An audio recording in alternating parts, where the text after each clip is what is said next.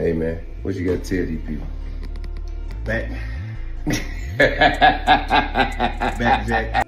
So Young Thug finally hopped on Instagram Live after getting out of jail, and he didn't hold back. He talked about his release, but also dropped some pretty wild info about the YSL RICO trial. Apparently, while he was locked up, he got robbed for hundreds of thousands of dollars. And on top of that, when he was arrested, he had millions in assets at his place, stuff he earned through his insanely successful music career. But now, the state's trying to take it all from him. When he was first arrested, the feds raided his whole YSL mansion and took anything they thought was valuable. Among the things they grabbed was a Richard Mille RM Bubba Watson watch worth around $34,000 retail, but the actual price to buy it? Nearly $1 million. After he got out, Young Thug asked to get his stuff back, but the state is saying nope. Now, here's the funny part. After all these reports went viral, Thug jumped on Instagram Live and couldn't help but laugh. He said, "I just jumped on here to let all know that yes, a goat can laugh." He was in a good mood, even teasing fans by saying he's back home and ready to get back to work. He was hanging out with T.I. one of his idols, and made it clear that new music was coming soon. "Hey man, I'm back. No cap, it's time," he said. Fans were hyped, but this was just the beginning. Things got real spicy after that though. Young Thug tweeted his frustration with Gunna, calling him out for taking a plea deal in the YSL trial. He tweeted, "Wham, let's drop one on these rats," and it was clear he was talking about Gunna, who's been getting heat for allegedly snitching on Thug. Lil Baby, who's been very vocal about his thoughts on Gunna, chimed in too, commenting, "We should fans went crazy," with everyone debating who's right in this messy situation. And if that wasn't enough, DJ Academics, a prominent voice in the hip-hop community, weighed in on the situation, raising concerns about the conditions of Young Thug's release. Academics isn't one to hold back, and his take on the matter only added fuel to the fire. He argued that the conditions tied to Thug's release were basically setting him up to fail. Academics pointed out that the probationary terms Young Thug has to follow are so strict that it would be almost impossible for him to avoid running into trouble. From constant monitoring to the pressure of staying on the straight and narrow, it's clear that these conditions are not exactly a free pass. In fact, Academics made a bold claim, suggesting that this whole setup could be part of a bigger plan to push Thug back into jail, potentially facing another 20 years if he stumbles. This raised a lot of eyebrows and got people talking. With so much at stake, the fear is that any mistake, no matter how small, could land Young Thug right back behind bars. The idea that the system might be rigged against him is a harsh reality that many, especially fans and followers of his story, are grappling with. The tension is palpable. People are questioning whether Young Thug will be able to meet the expectations set before him, or if he'll slip up under the weight of all the pressure. Will he be able to prove himself, or will this just mark the beginning of another grueling battle for his freedom? The next chapter in his journey is anyone's guess, but one thing's for sure, everyone's watching closely. They absolutely won that plea deal for so many reasons. One, the prosecution got none of what they wanted when you think about what the charges were and what... So, Young Thug's got some pretty serious restrictions for the next 15 years. He can't be in Atlanta, he can't talk to his co-defendants or any gang members, and he's basically banned from rapping about or promoting anything that could be seen as related to gang activity. It's crazy because even just talking about normal stuff like hitting up the park or going out to the club could get flagged as gang-related. It's wild how careful he has to be with every word. If you've been following his trial, you've probably noticed how much stress he's been under. It's not even about being a fan of his or not, you can just tell. He gained weight, and it's clear he was going through it.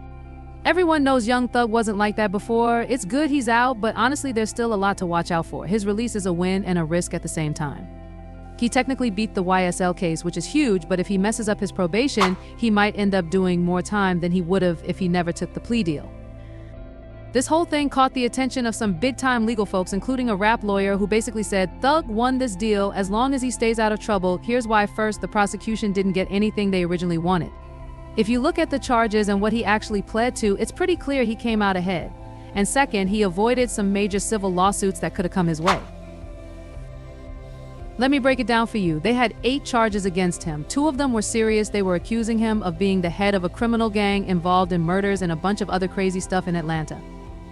But Young Thug didn't plead guilty to those. If he had, he would have been facing some serious time, and the victims' families could have gone after him in court. Instead, he pled no contest, and the judge was cool with it. The prosecution didn't like it, but the judge said, "It's fine, let's roll with this."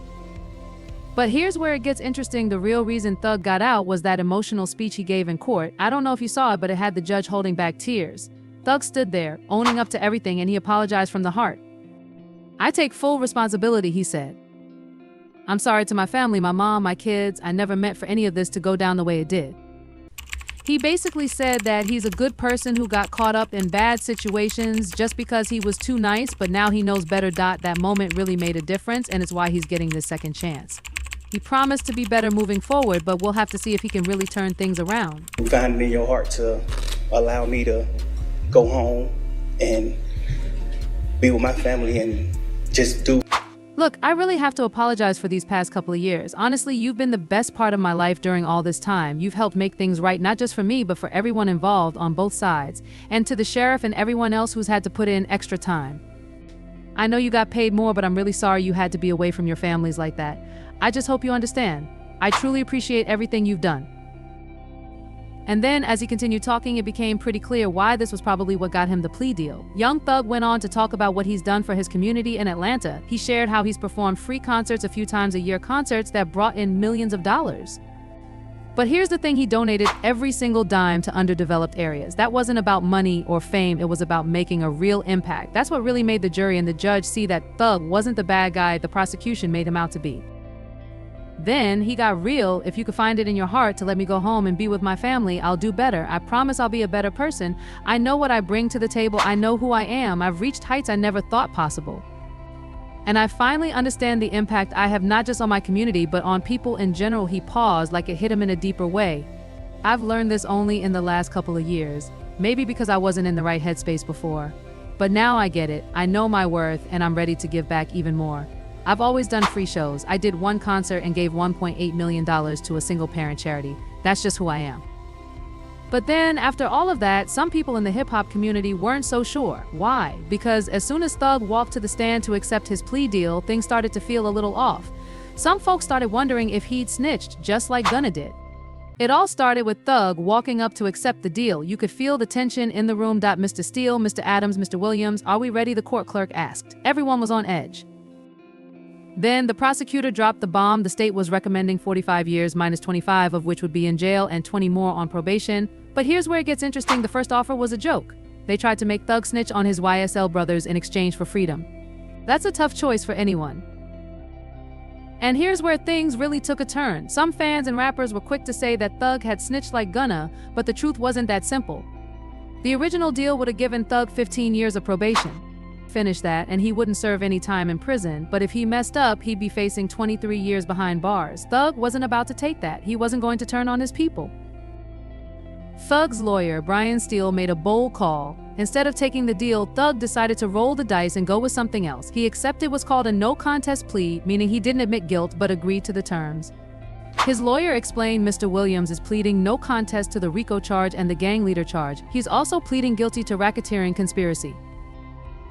Then, the courtroom hit a breaking point. Thug was wiping tears from his eyes. It was clear he wasn't okay with this. His lawyer explained that Thug couldn't take another minute of knowing his kids were upset.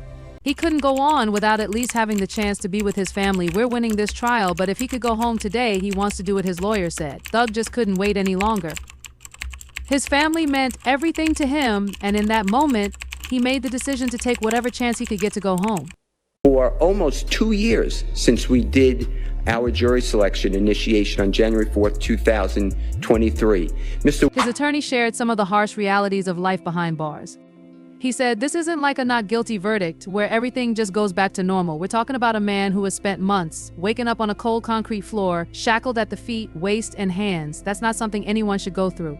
Then, every day, he'd be brought to court with chains on, forced to sit there and listen to lie after lie being told about him. The attorney's words struck a chord because it wasn't just about legal proceedings or courtroom drama, it was about the human cost of it all. No one, regardless of their status or past mistakes, deserves to be treated that way. For young Thug, every day in that courtroom and in jail felt like another weight on his shoulders. He was shackled, literally and figuratively, unable to fully defend himself against the barrage of accusations. Eating Doritos as a meal, having to endure those conditions, and still trying to stay strong for his family, it was a lot for one person to handle. His lawyers were quick to remind everyone that at the end of the day, he was still a person, someone with feelings, with hopes, and with a family that needed him.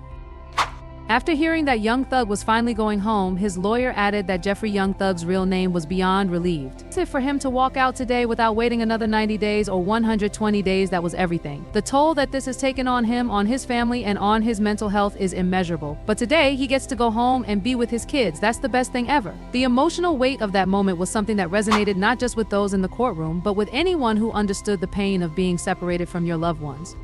Ultimately, this wasn't just about a legal victory or the end of a trial. It was a reminder of the harsh realities of the system, the way it can dehumanize individuals regardless of their circumstances. For Young Thug, this was his shot at redemption, at getting his life back and proving that there's more to him than the charges against him. His story serves as a powerful example of resilience and of how, sometimes, the greatest victory is simply being able to go home. They made it clear that they weren't going to reveal all of his private thoughts and emotions, as that's something that should remain personal. But they wanted to paint a picture of what Young Thug's life had been like inside the system, something that a lot of people may not fully understand unless they've been in the same position.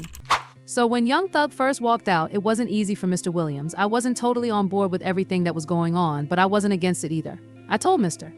Williams, "Are you okay with me saying yes?" I told him, "I think we're doing well with the trial, so let's just see it through." But then he hit me with something real. He said, "I can't wait another 3 months. If there's any chance I can go home, I have to take it because my kids are hurting." You could see how emotional he was. This wasn't just about him, it was about his family. He didn't care what it took, he just wanted to get home to his kids. And then came the moment we'd been waiting for. The judge finally spoke, and she said Young Thug would serve 40 years, but with the first 5 years already covered by the time he served. Then he's got 15 years of probation. If he does good on probation, he's done with that, and the last 20 years are on hold. If he messes up, though, he'll go back to serving time. But if he stays clean, he could be home a lot sooner than expected. When the judge finally told Young Thug that he could go home, it was clear that this was the moment he had been waiting for. The relief on his face was undeniable. It was as if all the pressure, all the stress that had been building up over the past few months had just melted away in an instant. It was the kind of moment that anyone who's been through something so intense and emotionally draining would understand. Being told you can go home, especially when the situation seems so uncertain, is nothing short of life-changing. For Young Thug, this wasn't just a legal victory, it was a chance to reconnect with his family, to be there for his children, and to reclaim some sense of normalcy after months of struggle. His lawyers, who had been by his side through this entire ordeal, couldn't help but speak up after the trial to give the public a glimpse into what Young Thug had been enduring during this time.